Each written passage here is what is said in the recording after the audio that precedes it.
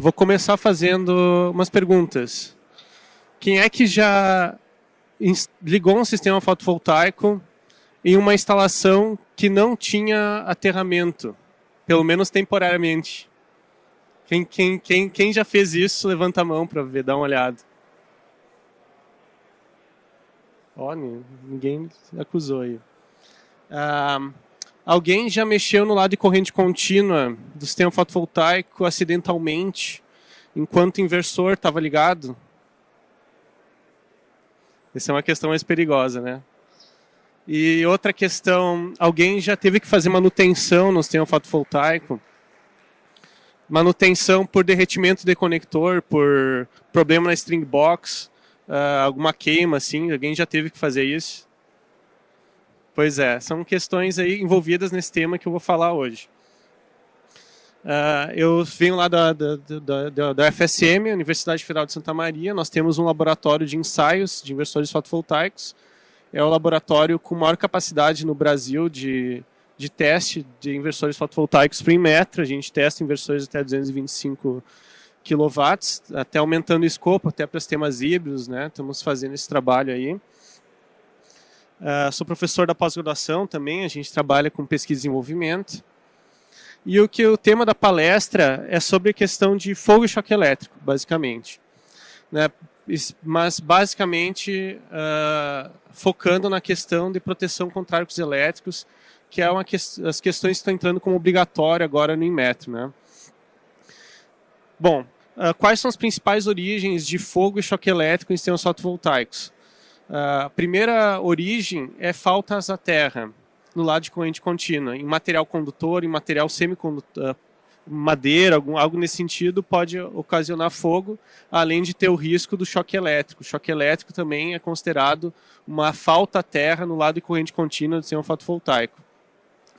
E também, mas a principal origem de fogo em sistemas fotovoltaicos, que existe estudos já de muitos anos de sistemas fotovoltaicos, é o arco elétrico. Arco elétrico em conexões, mau contato, que é o que gera queima, né, de conexões de string box, essas questões.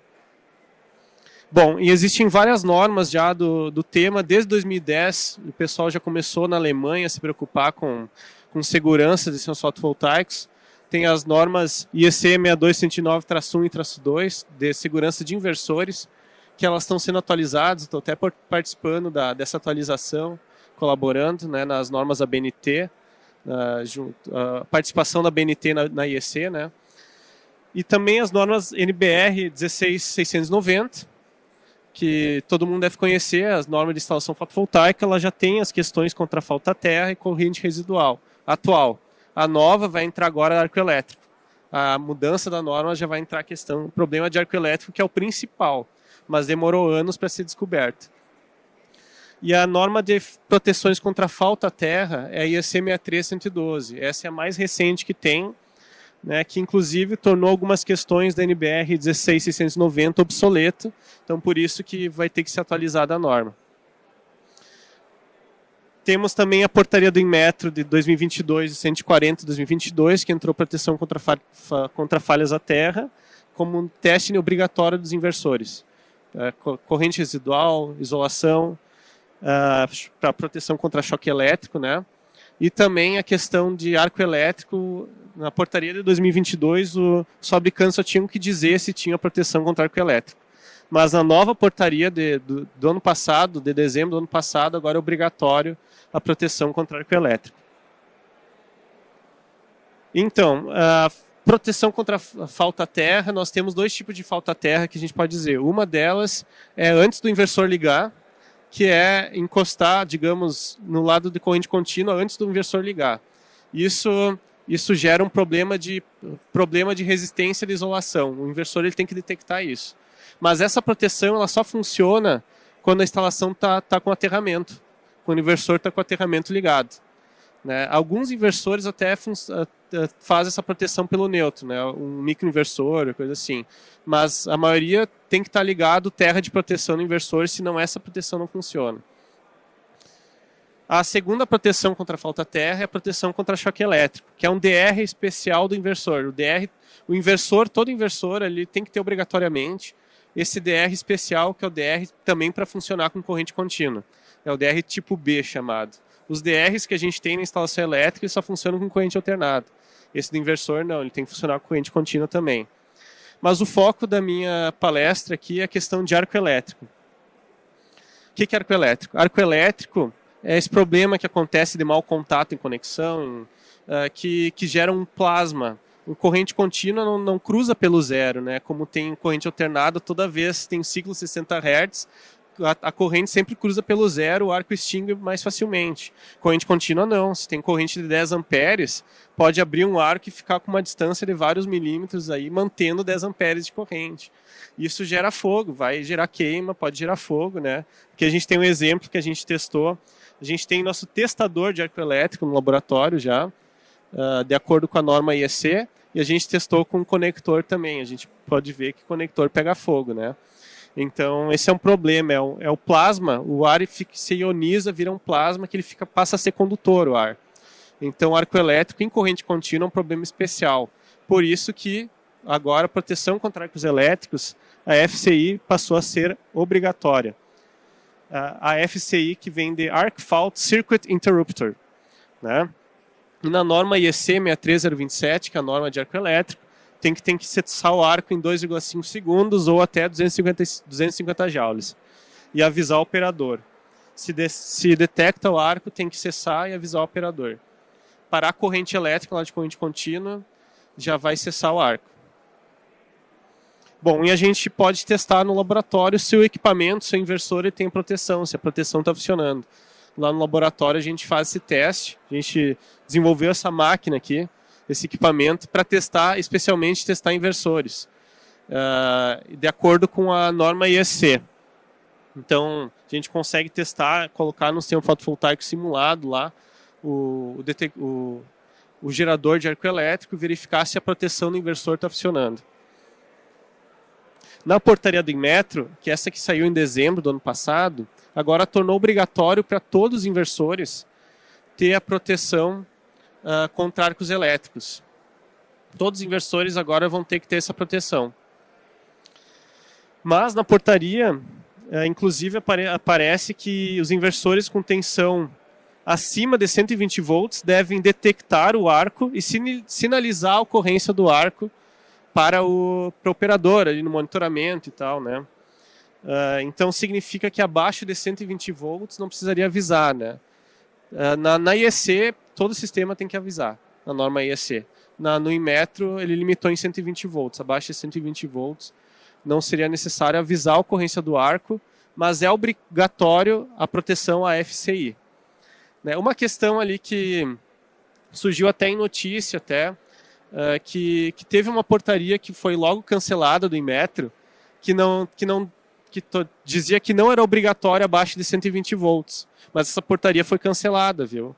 Agora, de fato, está sendo obrigatório, até com prazo para os fabricantes, para os inversores implementarem até 1º de dezembro desse ano, 2024. Então, os inversores vendidos a partir de dezembro desse ano, todos vão ter que ter essa proteção contra arco elétrico, que, claro, é a principal causa de fogo, né? E a gente não pode comprometer nosso mercado com a ocorrência de fogos, né?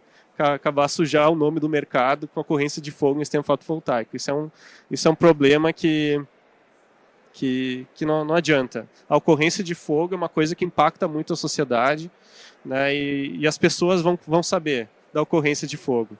Então, talvez alguém que tenha sabido de um fogo é um cliente a menos para vocês, né? Então a gente tem que ter essa proteção. Essa é importante. A pergunta que existe, que é uma pergunta que surgiu nos comitês de norma até. Abaixo de 120 volts, é necessária a proteção da FCI? Será que é necessária mesmo ou será que o Inmetro está pedindo demais? Né? Será? Bom, daí a gente pesquisou a partir dos Estados Unidos. A National Electric Code dos Estados Unidos, lá nós temos a NEC que abaixo de 80 volts, a NEC diz que não é necessário a proteção contra arco elétrico. Né? Por exemplo, um microinversor, um inversor de baixa tensão, né?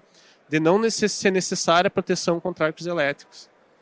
Isso está lá nos Estados Unidos. Vários estados já adotam, a partir de 2017, tem essa não obrigatoriedade abaixo de 80 volts. Acima de 80 volts é obrigatório. Mas aí que tá, será que esse número é um número aleatório? Como é que o pessoal da NEC, que desenvolveu essa norma dos Estados Unidos, instalações elétricas, obteve esse número de 80 volts? A gente quis estudar melhor, né? A gente quis estudar melhor para chegar a uma resposta mais confiável, não se basear somente num número lá que veio dos Estados Unidos. Então a gente estudou no laboratório, a gente tem o equipamento aqui do laboratório, estudamos no laboratório, aquele equipamento lá, esse aqui.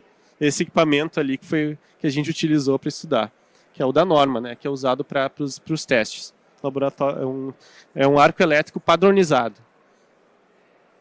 Então a gente tirou o modelo, fizemos toda uma análise estatística, fizemos um modelo matemático do arco elétrico, tensão em corrente, gerou até um mestrando que defendeu esses dias, né? A gente viu que quanto maior a distância de eletrodos, maior a tensão do arco. O arco elétrico é muito ruidoso, ele tem muito ruído, ele não é uma tensão em corrente fixa, não. Quanto menor a corrente, mais ruidoso ele é. Então ele é bem... tem corrente mais alta, ele fica mais estável, ele é menos ruidoso, mas ele é sempre ruidoso. Até os detectores da FCI, eles detectam o ruído do arco, para poder detectar a existência de arco. Então a gente fez esse teste aí, fizemos toda uma análise estatística, já vimos que abaixo de 3 amperes o arco se extingue sozinho, ele não consegue se manter, né? E ele tem uma tensão máxima que o arco se mantém ali. Para uma distância de 0,8 milímetros, o arco não passa de 30 volts sobre o arco. O plasma não deixa a tensão em mais de 30 volts. Então, o ar fica um condutor, né? Mas fica um condutor com alta potência ali sobre o arco. Fizemos essa análise e também analisamos se a gente tiver uma curva fotovoltaica aqui, uma curva VI, curva de tensão em corrente, sistema fotovoltaico, o inversor funcionando. Então umas perguntas, qual que é a tensão máxima que o inversor consegue funcionar sem provocar arco? Essa é a pergunta, né? Então a gente fez, digamos, o inversor operando com tensão constante na entrada de 195 volts e um sistema fotovoltaico e com 10 amperes de corrente aqui. O arco acabou por conta, com 195 volts, é bem acima do limite de 80 volts, né, dos Estados Unidos, bem acima do limite de avisado em metro, né, mas um pouco acima já mantém o arco, em 200 volts, 200 volts na entrada, o arco já se mantém, já fica um problema, né, então já dá um problema na sustentação do arco. E daí a outra pergunta, abaixo de 80 volts, será que o arco é segura sempre? Tensão abaixo de 80 volts, que é a da NEC dos Estados Unidos? Não. Se o inversor estiver fora do MPPT, se estiver operando abaixo do MPPT, no MPPT é mais seguro do que operar abaixo do MPPT.